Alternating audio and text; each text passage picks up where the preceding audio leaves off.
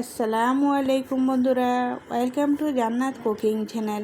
আজকের রেসিপি সমোচা। ঘরে কীভাবে দোকানের মতো সমোচা তৈরি করতে হয় আপনাদের সঙ্গে শেয়ার করব। আশা করছি আমার আজকের রেসিপি আপনাদের অনেক বেশি উপকারে আসবে। রেসিপিটা ভালো লেগে থাকলে একটা লাইক দিয়ে সম্পূর্ণ ভিডিওটি দেখে নেবেন আর চ্যানেলটি সাবস্ক্রাইব করে রাখবেন। সমোচা তৈরি করে নেওয়ার জন্য আমি মিক্সিং বলে নিয়েছি 1 কাপ পেঁয়াজ বেরেস্তা।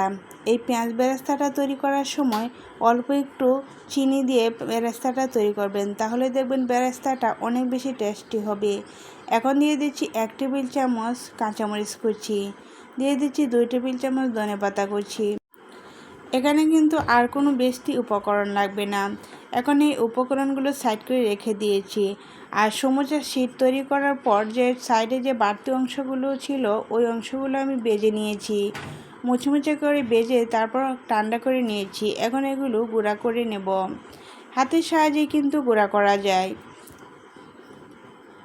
এগুলো গুঁড়া করে এখন আমি এই বেরেস্তার সাথে মিশিয়ে নেব, তাহলেই তৈরি হয়ে যাবে আমার সমোচার পুর। সমোচার পুর তৈরি করতে অনেক বেশি উপকরণ লাগে না, অল্প কিছু উপকরণ দিয়ে কিন্তু হোটেলের মতোই সমোচা তৈরি করা যায়, আর খেতেও হয় দুর্দান্ত। হোটেলে কিন্তু এত বেশি উপকরণ ব্যবহার করা হয় না, অল্প কিছু উপকরণ দিয়ে অনেক বেশি টেস্টি সমোচা তৈরি করে নেয়। সব কিছু উপকরণ খুব সুন্দর করে আমি মিশিয়ে পোরটা তৈরি করে নিয়েছি। এখন পোরটা সাইড করে রেখে দিয়েছি। আর একটা বাটিতে নিয়েছি 1/4 কাপ ময়দা। এখন দিয়ে দিচ্ছি পরিমাণ মতো পানি। পানি আর ময়দাটা খুব সুন্দর করে মিশিয়ে একটা আটা তৈরি করে নেব। এই আটাটা তৈরি করে 2 থেকে 3 মিনিট রেস্টে রেখে দিতে হবে, তাহলেই দেখবেন আপনার সমোচার শিটগুলো সিল করে নেওয়ার জন্য একটা সুন্দর আটা তৈরি হয়ে যাবে। আর আটার ঘনত্বটা এরকম হবে, আপনারা হয়তো দেখেই বুঝতে পেরেছেন। যখন রেস্টে রেখে দেবেন তখন আটাটা আরও একটু ঘন হয়ে যাবে। এখন আমি সমোচাগুলো তৈরি করে নেব। একটা শিট হাতে নিয়ে আমি সমোচা যে একটা বাঁশ দিতে হয় ওই বাঁশটা আপনাদেরকে দেখাচ্ছি। এটা কিন্তু বলে বোঝানো যাবে না, একটু দেখলেই বুঝতে পারবেন।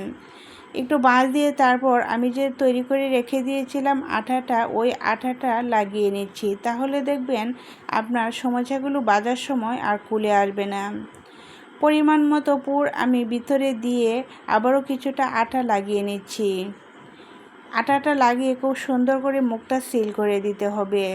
সিল করার সময় আটাটা একটু বেশি করে লাগাতে হবে, তাহলে দেখবেন খুব সুন্দর করে সেট হয়ে যাবে। অনেকেই কিন্তু অনেকভাবে সমোচার বাঁশটা দিয়ে থাকে, আমি নর্মালভাবে দেখাচ্ছি, যে কেউ দেখেই বুঝতে পারবে। একটু খেয়াল করলেই দেখবেন এত সহজ এই বাঁশটা যে কেউ তৈরি করে নিতে পারবে এই সমোচাগুলো। প্রতিটা ভাঁজে ভাঁজে যদি আটাটা লাগানো হয় তাহলে দেখবেন সমোচাটা খুব সুন্দর করে সেট হয়ে যায়।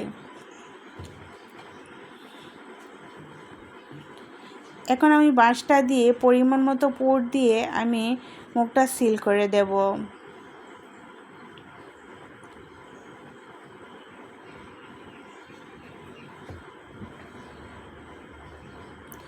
মুখটা সিল করার সময় আরও কিছুটা আটা মুখের মধ্যে লাগিয়ে নিতে হবে, তাহলে দেখবেন আপনার শেডগুলো খুব সুন্দর করে বসে যাবে আর ভাজার সময় সমোচাগুলো একটুও কলে আসবে না।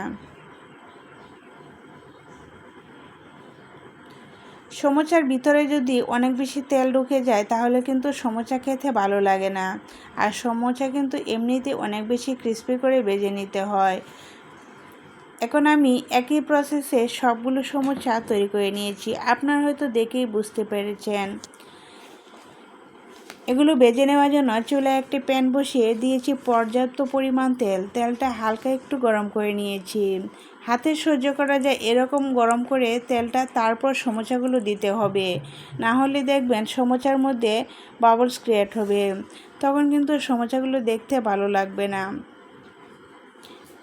যখন আপনার সমোচাগুলো 50% হয়ে যাবে তারপর চুলার আঁচটা লো থেকে একটু বাড়িয়ে রেখে দিবেন, তাহলে দেখবেন সমোচাগুলো খুবই সুন্দর হবে, একেবারে হোটেলের মতোই সমোচাগুলো তৈরি হবে।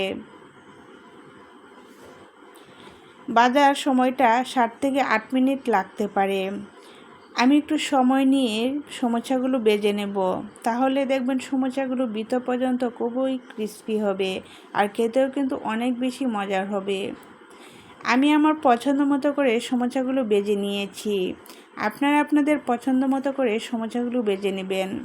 আর দেখেন মাশাআল্লাহ কত সুন্দর একটা কালার এসেছে আর ভিতর পর্যন্ত খুবই ক্রিস্পি হয়েছে। এখন আমি একটা সমোসা আপনাদেরকে ভেঙে শেয়ার করছি। দেখেন এই সমোসাগুলো ভাঙার পর কেউ বুঝতেই পারবে না এগুলো বাসায় তৈরি করা, আর খেতেও কিন্তু অনেক বেশি টেস্টি।